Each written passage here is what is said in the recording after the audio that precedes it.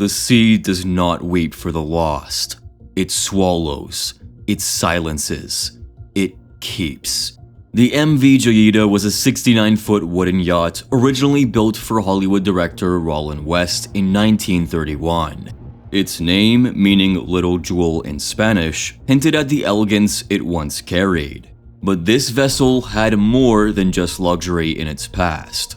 During World War II, the US Navy took it over, renaming it to YP-108 and transforming it into a patrol boat. Despite the harsh conditions of wartime service, Joyita proved itself tough, unyielding, reliable, and built to endure. Yet, years later, it would be found adrift in the Pacific, abandoned and shrouded in one of the sea's most haunting mysteries. After the war, Joyita passed from owner to owner, each adding a new chapter to its history. By 1952, a university professor had taken possession of the vessel, eventually leasing it to Captain Thomas Dusty Miller, a British-born sailor settled in Samoa. Under his command, Joyita became a trading and charter boat, ferrying goods and passengers across the Pacific. But on one fateful voyage, something went terribly wrong. Joyita set sail and never reached its destination. When it was finally found drifting aimlessly in the open sea, its crew and passengers were nowhere to be seen. What happened aboard the doomed vessel remains one of the sea's most chilling, unsolved mysteries. On October 3, 1955, MV Joyita left Apia, Samoa. The destination was the Tokelau Islands. On board were 25 people, crew, passengers, a doctor, a government official, and 2 children. They also had medical supplies, food, and empty oil drums on board. The trip was a routine 48-hour journey, but somehow Joyita never arrived. No distress calls, no wreckage, just silence. Weeks later, they found her, adrift, battered, completely empty. The crew, the passengers, gone. No trace, no answers. Just a ghost ship and a mystery that still haunts the Pacific. At first, authorities blame mechanical failure. No distress call, no sign of trouble, just a delay. But by October 6, concern turned to alarm. A massive search began, scouring 100,000 square miles of open ocean. Nothing. No wreckage, no survivors, no clue.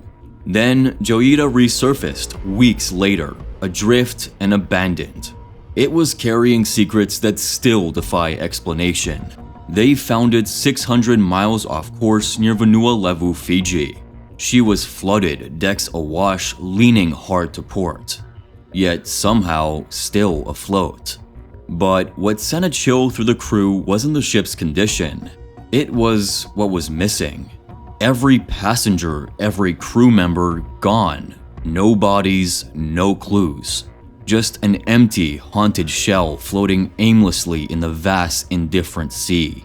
As investigators searched Joyita's remains, the mystery only deepened.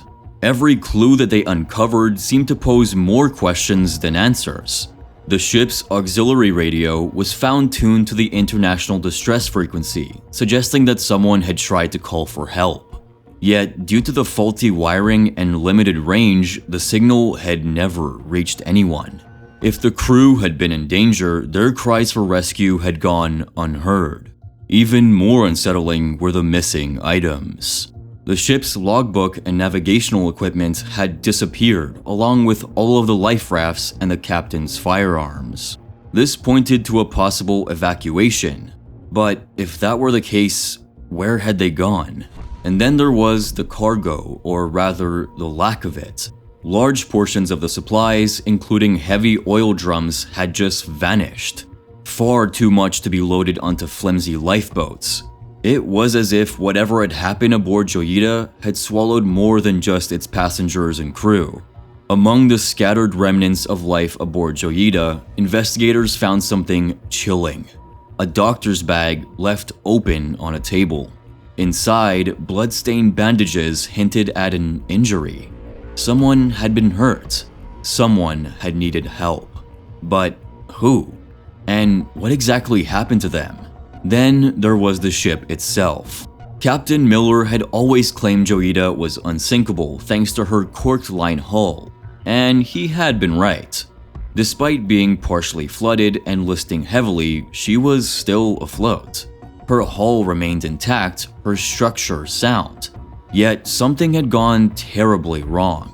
The bilge pumps had been disassembled, leaving the engine room flooded up to the floorboards. Water had crept in, but no one had been there to stop it. And so the biggest questions remained. What had caused Joyita to take on so much water?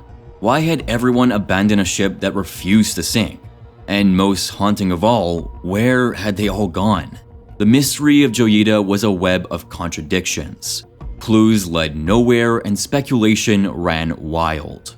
Newspapers latched onto sensational theories, often with little evidence. Yet, even today, no explanation accounts for everything found aboard. One leading theory suggests mechanical failure and abandonment. As Joyita took on water, the crew may have panicked, believing she was sinking. They could have fled in life rafts, hoping to reach safety. But those who knew Captain Miller were not convinced. He had always insisted Joyita was unsinkable and swore that he would never abandon her. Had the crew forced him to leave? Or was he just too injured to fight back? The blood-stained bandages hinted at something much darker, a struggle, an accident, or worse. Theories of what happened aboard Joyita only grew more and more sinister. Some pointed to mutiny or conflict. Captain Miller was known for a strict discipline, and in the chaos of a flooding ship, tensions could have boiled over. The missing weapons and blood-stained bandages hinted at a definite fight. But without bodies, without a shred of real proof, it just remained a theory. But without bodies, without a shred of real proof, it remained just that, a theory. Others feared something even worse, piracy or an external attack. Could Joyita really have crossed paths with criminals or even foreign operatives lurking in the Pacific during the Cold War?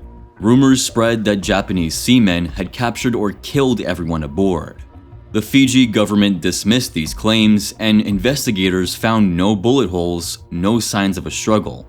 Some believed that Joyita fell victim to a natural disaster, a violent storm, a rogue wave, or even a collision with something lurking beneath the surface, like a whale perhaps. Panic could have spread through the crew, forcing them to abandon the ship. But there was a problem with this theory as well. Weather reports showed no storms, and Joyita's rugged construction meant that she could survive even the roughest Pacific waters. Others turned to the supernatural. They called her the Mary Celeste of the South Pacific, a ghost ship swallowed by forces beyond human understanding. Was it something unseen? Something lurking in the depths or drifting in the air? Joyita had returned, but those who had sailed her were never seen again. Years after the Joyita's disappearance, new fragments of evidence and chilling local lore have deepened the mystery even further.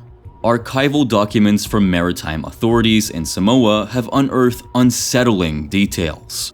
Several accounts from local fishermen describe ghostly lights dancing near the ocean's surface on moonless nights and strange, echoing sounds emanating from the deep. These eerie phenomena, said to coincide with the Joyita's last known voyage, had been whispered about for decades. Some believe that these spectral occurrences may be the restless spirit of the lost crew forever bound to the cursed vessel. Underwater explorations in the vicinity of the wreck have added another layer to the enigma. Divers reported discovering peculiar symbols carved into the corroded metal and weathered decks. These markings, resembling ancient ruins or cryptic warnings, have sparked heated debate among experts. Were they the desperate handiwork of a crew facing their doom, or the work of unknown hands, perhaps ritualistic acts meant to appease forces beyond human control? The answer to this remains shrouded in mystery. There have also been reports of personal artifacts disappearing from Joyita's remains. Items that belong to the missing passengers and crew, like watches, jewelry, and even handwritten letters, just vanished without a trace. Some conspiracy theorists suggest that these possessions might have been collected by an unseen presence, either as mementos or as evidence of something larger, more sinister in operation. Some conspiracy theorists suggest that these possessions might have been collected by an unseen presence, either as mementos or as evidence of a larger, more sinister operation. Rumors have circulated about covert government experiments in the uncharted waters of the South Pacific. This would insinuate that the Joyita might have inadvertently become entangled in clandestine activities that defied explanation. Adding to the unease, anonymous letters have surfaced over the years. Sent to the relatives of the missing, these cryptic messages speak of doomed voyages, forbidden knowledge, and a curse that spans generations. Whether they are the work of vigilante truth seekers or remnants of a long-concealed cover-up, they only intensify the legend of the Joyita. Modern sonar scans and underwater drones have yet to reveal any clues. The Joyita's legacy lingers, a silent specter urging us to remember that the sea still guards its darkest secrets. Even as researchers continue combing through faded records and brave treacherous Pacific depths, the ghost ship remains a chilling reminder that some mysteries are destined to remain forever unsolved. In February of 1956, a formal inquiry convened in Apia to uncover the truth behind Joyita's disappearance. While it did answer some questions, it left others twisting in uncertainty. The investigation simply concluded that mechanical failure had doomed the ship. A corroded cooling pipe had ruptured, allowing water to seep in. Blocked bilge pumps left the crew helpless as the lower decks slowly flooded. Evidence suggested that they had tried to fix the issue. The disassembled pumps hinted at a desperate last attempt. But it had been seen as too late. As Joyita began to list dangerously, her remaining engine lost power. No speed and no steerage. Adrift in the vast Pacific, she became a helpless ghost on the water.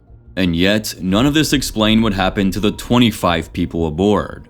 The inquiry uncovered the ship's mechanical failures, but it failed to answer the most haunting question. Why did they leave? Joyita was practically unsinkable. Her cork-lined hull and empty fuel drums gave her buoyancy. Even flooded, she stayed afloat. Abandoning her for the open sea on flimsy life rafts at that would have been madness. Yet, they just vanished. With no working engine and a dead radio, desperation must have set in.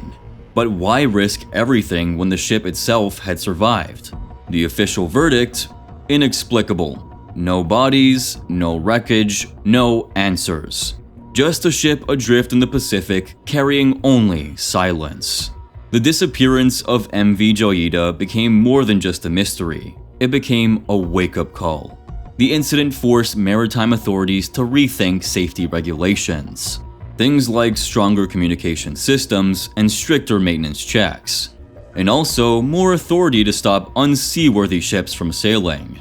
But while the laws have changed, one thing did not. The fate of those 25 souls remain unknown. Joyita was found, but her passengers and crew gone without a trace. The ocean is a keeper of secrets, vast, merciless, and silent. Whatever happened aboard Joyita, the sea swallowed the truth whole, and it has never given it back. But how do you explain these strange incidents? I'd love to hear your thoughts in the comments section down below. And if you found this story compelling, make sure to like this video and subscribe for more deep dives into mysterious and chilling stories from around the world. Stay safe, and I'll see you in the next video.